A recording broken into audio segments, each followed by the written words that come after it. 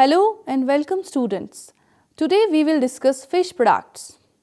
Fishes are vertebrate animals, that is, they have a vertebral column or spine. There are two main groups of fishes. Number one, bony fish, that is commonly known as teleosts, and cartilaginous fish, elasmobranchs. The teleosts are far more numerous with a great diversity of species than the elasmobranchs. The scales of the teleosts have a flattened, discoid shape and are covered by a thin layer of skin and mucus, which probably reduces friction between the body and the surrounding water and makes them very slippery. The elasmobranchs comprises of sharks, rayfish and dogfish, which are covered with scales that are spiky and project through the skin. Fins. Fins are appendages used by the fish to maintain its position, move, steer and stop. They are either single fins along with the center line of the fish, such as the dorsal fins, caudal fin, anal fin or paired fins, which include the pectoral and pelvic fins. The dorsal and anal fins primarily help fish not to roll over onto their sides. The caudal fin is the main fin for propulsion to move the fish forward. The paired fins assist in steering, stopping and hovering. Gills and nostrils. The gills are the breathing apparatus of fish and are highly vascularized, giving them bright red color. An operculum, that is the gill cover, is a flexible bony plate that protects the sensitive gills. The nostrils of fish do not open into the back of the mouth as those of the mammals and are not therefore meant for breathing. They lead into organs of smell, which are as a rule very sensitive, so that a fish can detect the presence of food in the water at considerable distances. Eyes, hearing and mouth. The eyes are rounder in fish than mammals because of the refractive index of water, and focus is achieved by moving the lens in and out, not reshaping the lens as in mammals. Although fish have no ears visible externally, they can hear by transmission of vibrations through the body to the sensitive regions of the inner ear. The mouth's shape is a good clue to what fish eat. Fish may or may not have teeth depending on the species. Fish like chain pickerel and gar have an obvious canine-shaped teeth. Other fish have less obvious teeth, such as the cardiform teeth in catfish, which feel like a roughened area at the front of the mouth. Scales, lateral line and vent. Scales in most bony fish are either stenoid or cycloid. Stenoid scales have jagged edges and cycloid ones have smooth rounded edges. Bass and most other fish with spines have stenoid scales composed of connective tissue covered with calcium. Most fishes also have a very important mucus layer covering the body that helps them to prevent from infections. In many freshwater fishes, the fins are supported by spines that are ridged and may be quite sharp, thus playing a defensive role. The lateral line is a sensory organ consisting of fluid-filled sacs with hair-like sensory apparatus that are open to the water through a series of pores. The lateral line primarily senses water currents and pressure and movement in the water. The vent is the external opening to digestive, urinary and reproductive tract. In most fishes, it's immediately in front of the anal fin. Contribution of fish to human nutrition. Fish represents a valuable source of micronutrients, minerals, essential fatty acids and proteins in the diet. The meat of fish and seafood products contains about 70 to 80% of water, 8 to 25% of proteins, 0.5 to 30% of fat and 0.6% to 1.5% of mineral compounds. Fish meat contains abundant amounts of water-soluble vitamins, primarily of vitamin B complexes, and fish oil, particularly from the liver, that is rich in vitamin A and vitamin D. Lipids contained in fish are rich in essential polyunic fatty acids, and particularly valuable nutritionally are the omega-3 polyunic acids, which may reach up to 40% of the oil content present in some fish. Increasing realization of the positive link between fish consumption and good health has led to an upsurge in research and commercial exploitation of seafood biotechnologies to produce innovative functional marine food and medicinal products. The particularly low incidence of heart disease in fish-eating populations have been attributed to high ingested levels of the so-called omega-3, that is eicosapentaenoic acid, and docosahexaenoic acid, polyunsaturated fatty acids that are present in fish oil. These omega fatty acids reduce inflammation and cardiovascular diseases by raising the plasma total high density lipoproteins, that is the HDL cholesterol level, that is commonly known as good cholesterol in the body. There are also some important components for brain development, immune modulation and good vision, which can help us from preventing type 2 diabetes. Types of fish products. Cooked fish. Cooking provides short-term preservation of fish. The flesh of fish softens, enzymes become inactivated, and the process kills many of the bacteria present on the surface of fish. The muscle fibers of fish are not tough and the amount of connective tissue is small, and therefore they are more easily cooked than the meat of warm-blooded animals. Fish is generally cooked by direct heat such as broiling, baking and frying. Moist heat methods include such as steaming and poaching. Broiling may be also used to cook whole fish or fish cuts. The dressed fish is placed on the broiler rack and cooked at a low broiling temperature. The temperature and the time of cooking depends on the thickness of fish to be cooked. Frying is one of the most popular methods of cooking fish. This method is suitable for fillets, steaks and small whole fish. The fish may be shallow or deep fried. In shallow frying, fish is fried in a frying pan in hot butter. Deep fat frying is similar to shallow frying except the frying medium is oil. The deep fryer should be not more than half filled with oil and heated to about 195 degrees centigrade to 200 degrees centigrade. Cooking fish by steaming and poaching helps to preserve its delicate flavor. For steaming, the fish is kept in a covered pan and placed on a rack over boiling water and it's cooked until it's done. In poaching, fish is placed in a kettle and covered with water. It's then cooked with liquid simmering. Fish protein hydrolysates. The production of fish protein hydrolysates involves a process that relies on proteolytic enzymes as in fish silage, except that of the fish protein hydrolysates, the enzymes are deliberately added. Typical composition of fish protein hydrolysate is moisture, that is up to 3 to 8%, protein up to 70 to 85%, protein solubility in water up to 75 to 85% and crude fat up to 1 to 23%, where the wide ranges are dependent on the raw material to be used. Fish meal. It's a solid product from which most of water is removed and some or all of the oil is removed. Fish meal is made by cooking, pressing, drying and grinding of fish or fish waste to which no other matter has been added. Of the several ways of making fish meal from raw fish, the simplest is to let the fish dry out in the sun. Now, all industrial fish meal is made by the following processes. Cooking. A commercial cooker is a long steam jacket cylinder through which the fishes are moved by a screw conveyor. No drying occurs in the cooking stage. Number second is pressing. A perforated tube with increasing pressure is used for this process. This stage involves removing some of the oil and water from the material and the solid is known as press cake. The water content in pressing is reduced from 70% to about 50% and oil is reduced up to 4%. Drying. If the meal is under dried, molds or bacteria may grow. If it's over dried, scorching may occur and this reduces the nutritional value of the meal. The two main drying methods involved are indirect method. Direct method, very hot air at a temperature of about 932 degree Fahrenheit is passed over the material and it's tumbled rapidly in a cylindrical drum. Indirect method, a cylinder containing steam heated discs are used which also tumbles the meal. Grinding.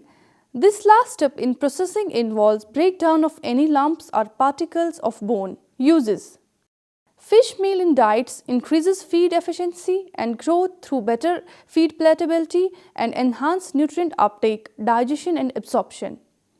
High quality fish meal provides a balanced amount of all essential amino acids, phospholipids and fatty acids that are required for optimum development, growth and reproduction. The products in fish meal also aid in disease resistance by boosting and helping to maintain a healthy functional immune system. Fish oils. Recent developments in the recognized importance of fish oils are a source of omega-3 fatty acids for humans and animals that have altered the conceived value of fish oils as a byproduct of various fish processing operations. Fish oils are of two kinds, liver oil and fish body oil. Liver oil is the principal natural source of vitamin A and to a lesser extent vitamin D. Fish such as cod, halibut, tuna and shark are a good source of fish liver oils. Body oil is obtained from fishes such as sardine, herring and salmon. Liver oil is obtained by different methods. One method is by cooking good quality minced fish liver at a temperature of 85 to 95 degrees centigrade. This results in the disintegration of liver cells and freeing of oil. The oil floating on the steam condensate and can be skimmed off or separated by centrifugation. Fish body oils are produced along with fish meal. Fishes are first ground to a pulp and then steamed. The oil and water get separated from the protein. The cooked flesh is then pressed. The press cake is worked up for fish meal. The pressed liquor or stick water is concentrated and oil is recovered. Preservation techniques of fish. Conservation is necessary to keep the dead fish in fresh condition for quite a long time. This is achieved by employing one of the methods like chilling, freezing, curing, canning. Chilling fish. Fish begins to spoil immediately after death. This is reflected in gradual developments of undesirable flavors, softening of the flesh, and eventually substantial losses of fluid containing protein and fat. By lowering the temperature of dead fish, spoilage can be retarded, and if the temperature is kept low enough, spoilage can be almost stopped. Fish can be kept cool by placing it in shade. Although this method is simple and requires no special equipment, the fish still begins to deteriorate within a few hours. An alternative is to pack the fish with ice. Ice is put inside the body cavity in large fishes. The fishes are arranged in tiers, in shelves or in boxes and stacked and should not be dumped in heaps in cold storage. Uses of ice. Fish preservation time can be extended by using ice. Ice reduces fish body temperature and keeps body cool for more time. Water formed due to ice melting cleans the mucus and other material of the fish body. Ice is useful as good preservative due to its melting point, that is 0 degrees centigrade, and latent heat up to 80 calories per gram. Due to high relative humidity of ice, it's very good for preservation. Ice is cheap and very effective preservative. Freezing. Fish contains higher amount of water, normally up to 60 to 80% depending on the species, and the freezing process converts most of this water into ice. Freezing requires the removal of heat, and fish from which heat is removed falls in temperature. As the water in fish freezes out as pure crystals of ice, the remaining unfrozen water contains an ever-increasing concentration of salts and other compounds which are naturally present in the fish flesh. The effect of this ever-increasing concentration is to depress the freezing point of the unfrozen water. Deep or quick freezing. During quick freezing, every part of the product comes within the range of 0 to -5 degrees centigrade. Properly frozen fish at -20 degrees centigrade retains its physical properties and nutritive value for a year or more and is almost as good as fresh fish. Smaller sized crystals, shorter time taken for freezing, less time allowed for diffusion of salts and evaporation of water, and prevention of decomposition are some of the advantages in quick freezing. There are 3 ways affecting quick freezing. Number 1, direct immersion of fish in the refrigerating medium. Number 2, indirect contact with the refrigerant through plates. Number 3, forced convection of refrigerated air directed at heat transfer surfaces. Curing of fish. Cured fish refers to fish which has been cured by subjecting it to salting, drying, pickling, fermentation, smoking, or some combination of these before it's eaten. These food preservation processes can include adding salt, nitrites, nitrates, or sugar that can involve smoking and flavoring of fish and may include cooking it. The term cure is derived from the Latin curare, meaning to take care of. Salt curing. During the process, the small fishes are directly salted without being cleaned. In the medium and large sized fish, the head and viscera are removed and longitudinal cuts are made with the help of knives into the fleshy area of the body. Then the fish is washed and filled with salt for uniform penetration through flesh. The salt used should be pure common salt so as to keep the quality of the fresh fish. Dry salting, wet salting and mixed salting are the 3 methods employed in salting of fish. Dry salting. In dry salting, the fish is first rubbed in salt and packed in layers in the tubs and cemented tanks. The salt is applied in between the layers of fishes in the proportion of 1:3 to 1:8 ratio of salt to fish. Wet salting. The cleaned fish are put in the previously prepared salt solution. It's stirred daily till it's properly pickled. In some fishes like seal, black pomfret, Indian salmon, etc., the gut is removed and filled with salt in 1:3 proportion of salt to fish ratio. Mixed salting. In this process, simultaneous use of salt and brine is followed. The salting process is continued till the concentration of salt in the surrounding medium equalizes with the concentration of salt in the fish tissue. Pit curing. In this process, the fish treated with salt are buried in pits lined with leaves. After 2 to 3 days, they are removed and marketed directly. Use of nitrates and nitrites. Nitrates and nitrites have been used for hundreds of years to prevent botulism and ensure microbial safety. Nitrates help to kill bacteria, produce a characteristic flavor, and give fish a pinkish or red color. Smoking. In this method, landed fish is cleaned and brined. It's then exposed to cold or hot smoke treatment. In cold smoking, first a temperature of about 35 degrees centigrade is raised from a smokeless fire. After this, heating, cold smoke at a temperature below 28 degrees centigrade is allowed to circulate past the fish. In case of hot smoking, first a strong fire produces a temperature of around 130 degrees centigrade. This is followed by smoking at a temperature of about 40 degrees centigrade. The smoke has to be wet and dense. Good controls are necessary over density, temperature, humidity, speed of circulation, pattern of circulation and time of contact with the fish of the smoke. The organic acids of smoke acts as an antiseptic and phenols impart a characteristic color and flavor. Drying. Drying involves dehydration, that is the removal of moisture contents of fish so that the bacterial decomposition or enzymic autolysis does not occur. When moisture contents reduce up to 10%, the fish are not spoiled provided they are stored in dry conditions.